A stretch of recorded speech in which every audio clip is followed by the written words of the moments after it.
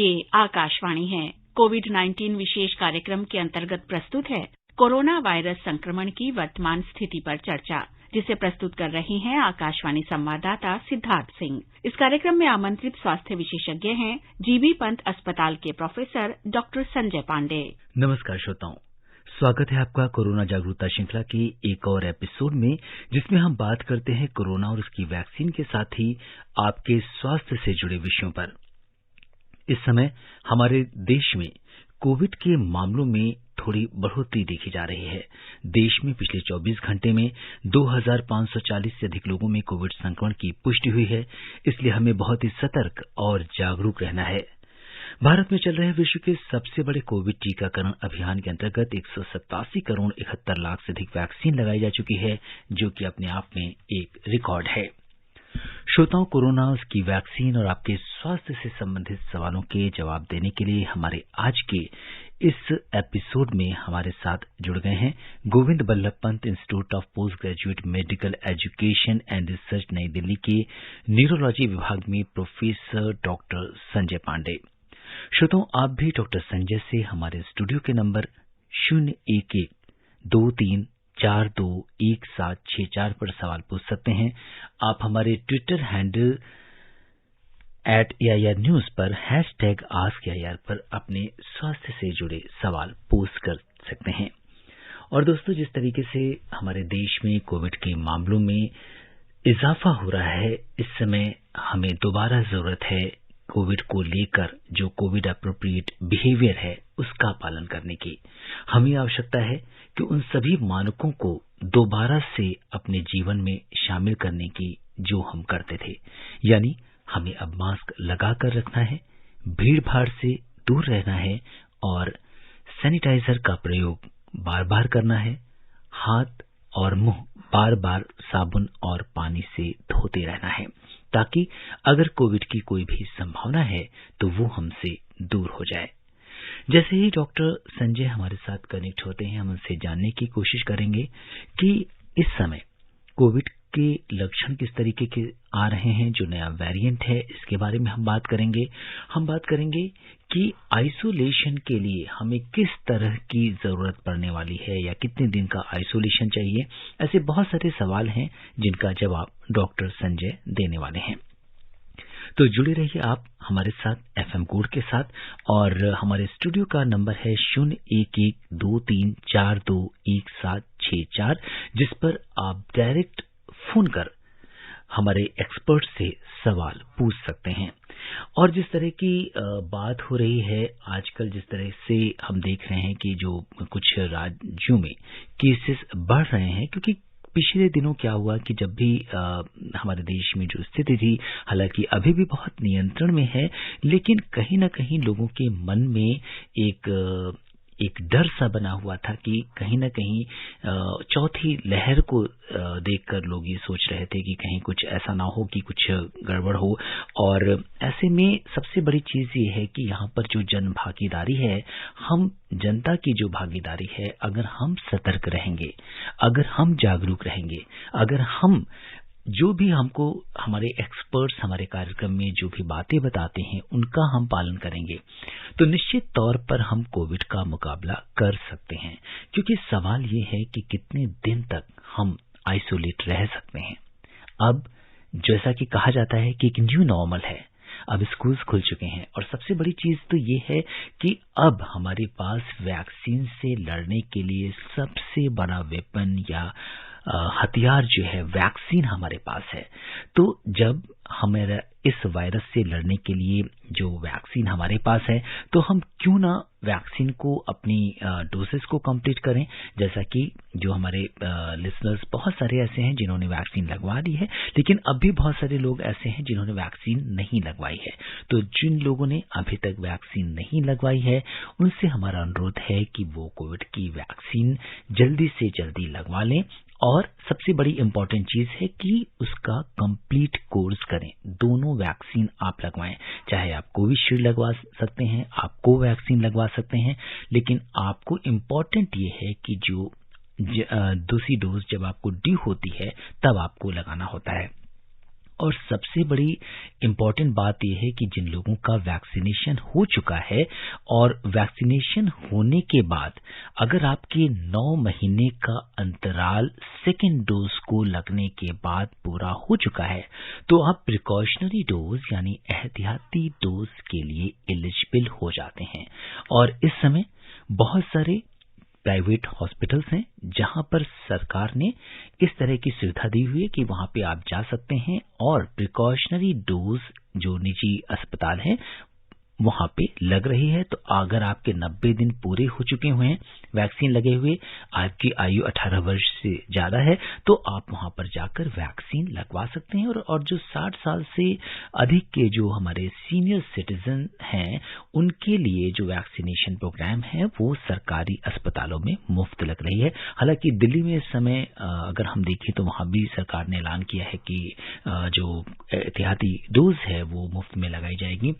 लेकिन पूरे देश में इस समय जितने भी प्राइवेट सेंटर्स हैं वहां पे जाकर आप प्रिकॉशनरी डोज जरूर लगवाएं क्योंकि यही वो सही समय है इस समय जबकि थोड़ी सी स्पाइक में बढ़ोतरी आई है। हम ये देख सकते हैं कि इसकी जो कोविड के केसेस हैं उनमें इजाफा हुआ है। तो ऐसे में हमारी ये रिस्पॉन्सिबिलिटी बन जाती है कि अगर हम वैक्सीनेटेड रहेंगे तो हमारा जो इम्यूनिटी का या कोविड से लड़ने के लिए जो प्रतिरोधक क्षमता होगी हमारे शरीर में वो ज्यादा होगी। तो ऐसे में अगर हमें संक्रमण होता है तो बहुत कम होगा और जब संक्रमण बहुत कम होगा तो हम पूरी तरीके से तैयार होंगे इस वायरस का मुकाबला करने के लिए। क्योंकि और इस समय जबकि हम ये कह सकते हैं कि बहुत सारे लोगों में ये चीजें हो रही हैं और इस बीच डॉक्टर संजय हमारे साथ कार्यक्रम में जुड़ गए हैं।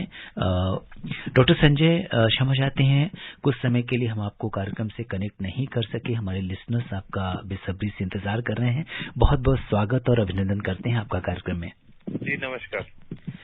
और डॉक्टर संजय हम बात कर रहे थे इस समय कि देश में कोविड के मामलों में थोड़ा इजाफा हो रहा है तो अभी आप जो देश में वर्तमान स्थिति है कोविड की उसे किस तरीके से देखते हैं? देखिए अभी जो कोविड के मामलों में इजाफा हुआ है वो जो अभी रिलैक्सेशन दे दी गई सारी उसके बाद से यह निश्चित तौर पे था कि थोड़ा सा केसेस बढ़ेंगे। लेकिन सबसे अच्छी बात क्या है कि मोस्ट ऑफ द केसेस काफी माइल्ड हैं और हॉस्पिटल में उनके भर्ती होने वालों की संख्या भी काफी कम है।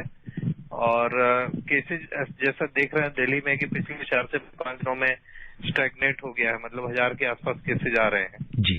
तो केसेस तो बढ़े हैं लेकिन ऐसे कोई चिंता वाली बात नहीं लग रही।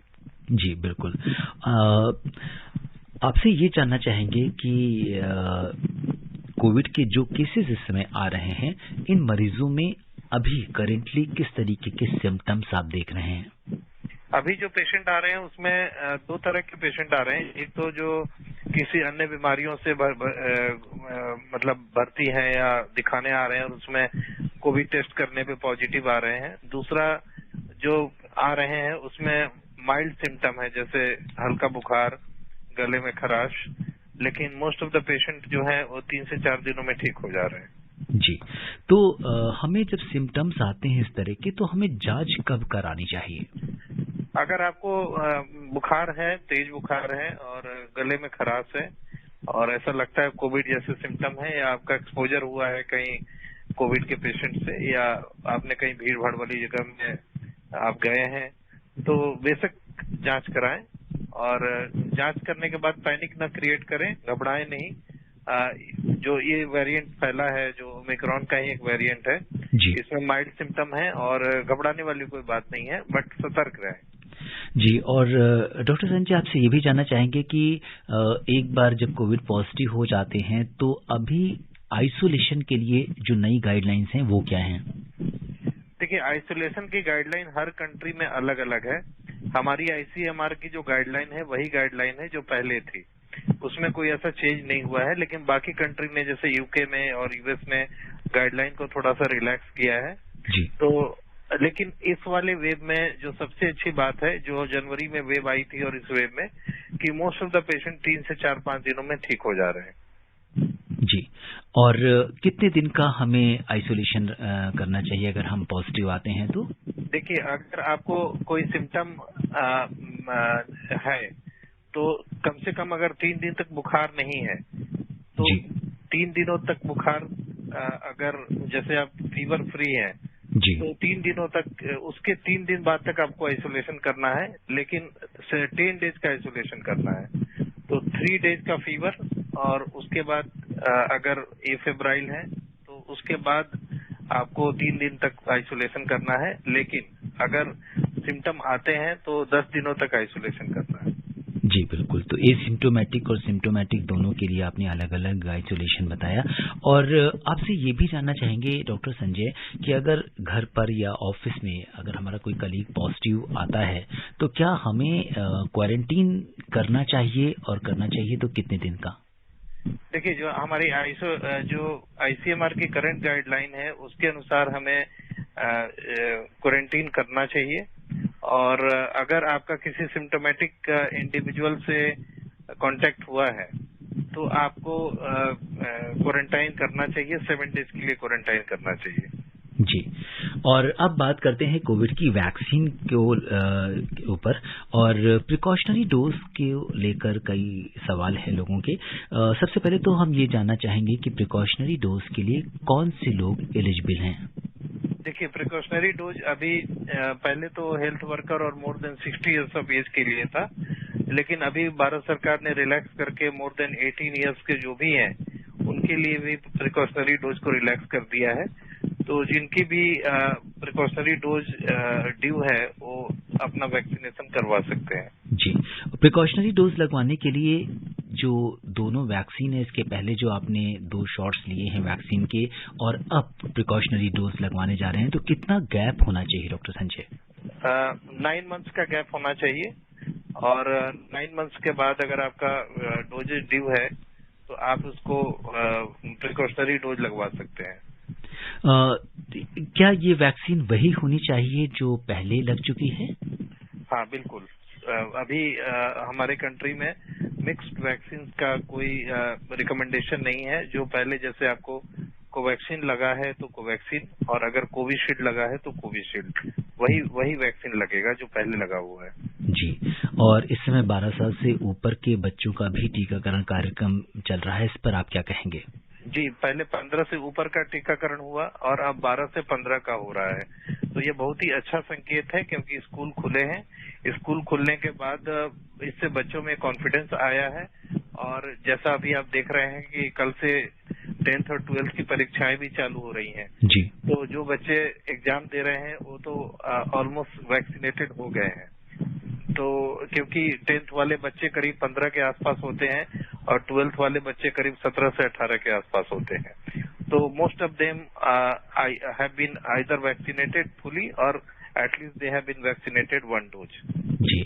और डॉक्टर संजय, आपने बड़ी इम्पोर्टेंट बात कही है कि जो बच्चे एग्जामिनेशन के लिए जा रहे हैं, परीक्षा में जा रहे हैं, तो वो किस तरह के कोविड एप्रोप्रिएट बिहेवियर का वो पालन करेंगे, और सेंटर्स पे जाने के बाद उन्हें किन बातों का ध्यान रखना होगा? देखिए, अगर आप सीबीएसई की गाइडलाइंस भी देखें तो उसमें बड़ा क्लियर है कि अब एक कमरे में 18 से ज्यादा बच्चे एग्जाम नहीं देंगे। तो इसका मतलब है कि सीबीएसई ने नंबर ऑफ सेंटर्स की व्यवस्था बढ़ाई है, और एक सेंटर में भी नंबर ऑफ कमरों की व्यवस्था भी बढ़ाई है। तो इससे एक अप्रोप्रिएट जो सोशल डिस्टेंसिंग है वो मेंटेन करने में काफी मदद मिलेगी। लेकिन पेरेंट्स से मैं कहना चाहता हूं कि बच्चे को मास्क लगा के भेजें, खुद भी जाएं सेंटर पे तो मास्क लगाएं, और सेंटर पे इस बात का ध्यान रखें कि भीड़ भाड़ ना करें। जैसे देखा गया है कि एग्जाम के पहले बच्चे मिलकर डिस्कशन करते हैं या एक दूसरे से बहुत ही क्लोज आकर संवाद करते हैं। जी। तो उससे बचने की कोशिश करें कि सेंटर पे जाएं और जाकर बच्चे और चले आए, वहां भीड़ न लगाएं, क्योंकि इससे अननेसेसरी कोविड के प्रसार का एक शंका बनी रहती है। लेकिन अगर आप कोविड एप्रोप्रिएट बिहेवियर को फॉलो करते हैं तो यह काफी अच्छा रहेगा, कि हम बच्चे भी कॉन्फिडेंट रहेंगे और एज ए पेरेंट्स हम भी कॉन्फिडेंट रहेंगे। बिल्कुल, क्योंकि ये जो परीक्षा है इसमें बड़ी तादाद में जो विद्यार्थी हैं वो अपीयर होते हैं, वो बैठते हैं। और जैसा कि आपने बताया कि सीबीएसई ने भी इसके लिए गाइडलाइन जारी की है, तो जो भी परीक्षार्थी हैं उन सभी को हम लोग आकाशवाणी की ओर से शुभकामनाएं देते हैं उनके एग्जाम के लिए, और उनसे अपील करते हैं कि वो कोविड एप्रोप्रिएट बिहेवियर का वहाँ पे जरूर पालन करें। और यहाँ पे एक पेरेंट्स की भी भूमिका हो जाती है डॉक्टर साहब, क्योंकि उनको वो बच्चे हैं तो थोड़ा सा वहाँ पे पेरेंट्स, टीचर और स्कूल की भूमिका भी काफी बड़ी होती है। डॉक्टर पीयूष? बिल्कुल होती है, क्योंकि आप देखें तो बच्चे पेरेंट्स की बात मानते हैं और बच्चे पेरेंट्स की बात मानते हैं और टीचर की बात मानते हैं। तो अगर उनको teacher proper Covid appropriate behaviour के बारे में बताते हैं और घर पर पेरेंट्स बताते भी हैं और फॉलो भी करते हैं, तो उसमें बच्चे देखते हैं और उसको देख के उसका अनुसरण करते हैं। तो मैं पेरेंट्स को ये बताना चाहूंगा कि बच्चों को तो बताएं, लेकिन साथ में खुद भी कोविड अप्रोप्रिएट बिहेवियर का पालन करें, ताकि बच्चे आपको देखकर सीखें और एग्जाम के पहले उनके मन में अगर जरा भी कोई डाउट या कोई शंका है तो दूर हो जाए और एग्जाम को कॉन्फिडेंटली फेस करेंगे। जी, और जो श्रोता हमसे अभी भी जुड़े हैं उन्हें बता दें कि कोरोना जागरूकता श्रृंखला के आज की इस कार्यक्रम में हिस्सा ले रहे हैं Govind Vallabh Pant institute of post graduate medical education and research नई दिल्ली के न्यूरोलॉजी विभाग में प्रोफेसर डॉक्टर संजय पांडे। आप हमारे स्टूडियो के नंबर 011234216764 पर अपने स्वास्थ्य से जुड़े और कोविड पर सवाल पूछ सकते हैं। और हमारे आज के पहले कॉलर हमारे रेगुलर कॉलर हैं महेश जी बड़ौद से। महेश जी नमस्कार, बहुत बहुत स्वागत है आपका। नमस्कार जी, आपका प्रोग्राम ज्ञानवर्धक है जी और हमें जानकारी से भरपूर है जी। बहुत बहुत शुक्रिया। जानना चाह रहा हूँ जी। जो है दिल्ली हमारे से पास में ही है जी, और जो है वहाँ की इस वक्त जा रहे हैं। अब हमें क्या क्या सावधानियां रखनी होंगी? हमने 3 डोज ले ली हैं। जी बिल्कुल। तो डॉक्टर संजय तीनों डोज ले चुके हैं महेश जी, और अब पूछ रहे हैं कि इसके अलावा हम क्या कर सकते हैं। और ली है तो आप आसपास के लोगों को भी प्रेरित कर सकते हैं कि वो भी अपना प्रिकॉशनरी डोज जिनका भी ड्यू होता है उसको ले लें। और दूसरा, अगर आपको कोई ऐसा जगह दिखता है जहाँ भीड़ है या कोई मास्क के बिना घूमता है। जी डॉक्टर संजय, आपकी आवाज थोड़ी ब्रेक हो रही है, अगर आप थोड़ा सा अपना लोकेशन चेंज करें। जी जी जी जी, अभी आ रही है? जी बिल्कुल आ रही है जी। तो अगर आपके आसपास कोई भीड़ वाली स्थिति है तो लोगों को जागरूक करें, और उनको इसलिए जागरूक करें कि अगर उनका वैक्सीनेशन नहीं हुआ है तो वैक्सीनेशन कराएं, और अगर वैक्सीनेशन हो चुका है और अगर वो प्रिकॉशनरी डोज के लिए एलिजिबल है तो प्रिकॉशनरी डोज लें। जी, और इस बीच हमारे साथ रिंकी तिवारी जी कार्यक्रम से जुड़ गई हैं। आइए जानते हैं रिंकी जी का क्या सवाल है। रिंकी जी नमस्कार। जी नमस्ते। जी रिंकी जी, बहुत बहुत स्वागत है आपका कार्यक्रम में। जी बहुत बहुत धन्यवाद। आपके साथ डॉक्टर सर नमस्ते। जी नमस्कार। जी जी सर, बिल्कुल सर। मेरा क्वेश्चन ये है कि सर जैसे जब कोरोना थोड़ा कम होने लगा तो सरकारों ने, हर राज्य के जो सरकार थे उन्होंने प्रतिबंध हटा दिए। जब अचानक बढ़ने लगा तो उन्होंने कहा आप फेस मास्क फिर से लगाना है, सोशल डिस्टेंसिंग फिर से करनी है। तो ऐसा सरकार क्यों करती है? क्या वो प्रतिबंध हमेशा के लिए ही लगाए रखे? धन्यवाद सर। जी डॉक्टर संजय, एक संदेश भी छुपा हुआ है।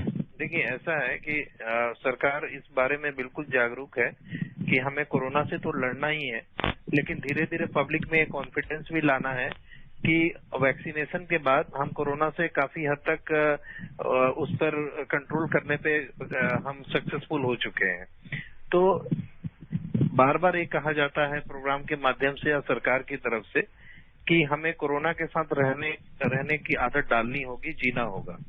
तो केसेस बीच बीच में बढ़ेंगे और कई बार केसेस बढ़ेंगे, घटेंगे भी। लेकिन आपने देखा होगा जनवरी का वेव था या जो अभी का थोड़े से केसेस बढ़े हैं तो काफी है। तो धीरे धीरे इसी तरह से सकता है कि बढ़े, लक्षण जो जी डॉक्टर संजय जी, दोबारा से आपकी आवाज थोड़ी ब्रेक हो रही है। और उसके बाद हमें कोरोना से पूरी विजय प्राप्त करने में मदद मिलेगी। तो सरकार अगर मास्क के बारे में आपको जागरूक करती है तो यह बहुत ही अच्छा कदम है कि चूंकि अभी केस है, इसलिए सरकार ने आपको इस बात के लिए कहा है कि आप मास्क लगाएं। हो सकता है फ्यूचर में जब केसेस कम हो जाए तो फिर से आपको रिलैक्सेशन मिल जाए। जी बिल्कुल। और रुक करते हैं नॉर्थ ईस्ट का और चलते हैं असम, जहां से अमिया जी हमारे साथ कार्यक्रम में जुड़ गई हैं। अमिया जी नमस्कार। हेलो। नमस्कार जी, बहुत बहुत स्वागत है आपका कार्यक्रम में। मैं उदलगुरी असम से बोल रही हूँ। डॉक्टर साहब मेरा नमस्कार। जी नमस्कार। मेरा प्रश्न है कि एक कोविड पेशेंट के कोविड पॉजिटिव होने के बाद और एक एपिलेप्सी को कैसा ट्रीटमेंट करना चाहिए, मेरे सवाल है सर। जी एक बार अपना सवाल दोहराएंगी अमिया जी? डॉक्टर संजय, कोविड पॉजिटिव होने के बाद ये जानना चाह रही थी, कुछ एपिलेप्सी जैसा भी सुनाई पड़ा, क्या आपको सवाल क्लियर है? नहीं, हमें सवाल इनका समझ में नहीं आया, लेकिन बस इतना इनको बता सकते हैं कि अगर कोविड पॉजिटिव आता भी है तो इसमें कोई घबराने वाली बात नहीं है। आप क्या करना है क्या नहीं करना है इस बात का ख्याल रखें कि अगर कोविड के पॉजिटिव होने के बाद अगर आपको बुखार आता है या बुखार 3 दिन से ज्यादा तक रहता है या कोई और परेशानी होती है तो आप अपने डॉक्टर से मिले। लेकिन मोस्ट ऑफ द जो पेशेंट्स हैं उनका घर पे ही इलाज संभव है, लेकिन आप अपने किसी भी अगर असुविधा के लिए या किसी भी परेशानी के लिए आप अपने डॉक्टर से जरूर कांटेक्ट करें। इसमें कोई पैनिक क्रिएट करने वाली बात नहीं है। जी। और डॉक्टर संजय, आज या इसके पहले हम कॉल ले लेते हैं, फिर आपसे सवाल करते हैं। धर्मवीर जी जुड़ गए हैं दिल्ली से। हेलो जी धर्मवीर जी, आवाज आ रही है आपको? जी नमस्कार जी। जी बहुत बहुत नमस्कार। सिद्धार्थ जी नमस्कार जी। मैं धर्मवीर गांधीनगर दिल्ली से बोल रहा हूँ। डॉक्टर साहब नमस्कार। जी नमस्कार। सरकार की तरफ से ये अभी मास्क हटवा दिया गया था, 500 रुपए का फाइन भी हटा दिया गया था, और लोग क्या डरते हैं चालान से, क्योंकि अगर चालान हो जाएगा सिर्फ इसी कारण से मास्क लगाते हैं, अन्यथा ये मास्क नहीं लगाए। जैसे हेलमेट पहनना जरूरी है, नहीं लगाएंगे तो चालान होता है। तो समाज में एक जागरूकता का विषय ये ना, सरकार को कहना चाहिए कि एक तो हम धूल मिट्टी से बचते हैं मास्क लगाने से, और अन्य बीमारियों से भी बचते हैं। कोरोना तो कुछ छोटी सी बीमारी है, ऐसी और बड़ी बड़ी बीमारियां भी हैं जिससे मास्क लगाने से हम काफी बीमारियों से बचते आ रहे हैं। साधु संत भी तो मास्क लगाते चले आ रहे थे, इस समय से हम देखते हैं जैन समाज में मास्क लगा के रहते हैं। जी बिल्कुल, अपना सवाल पूछिए।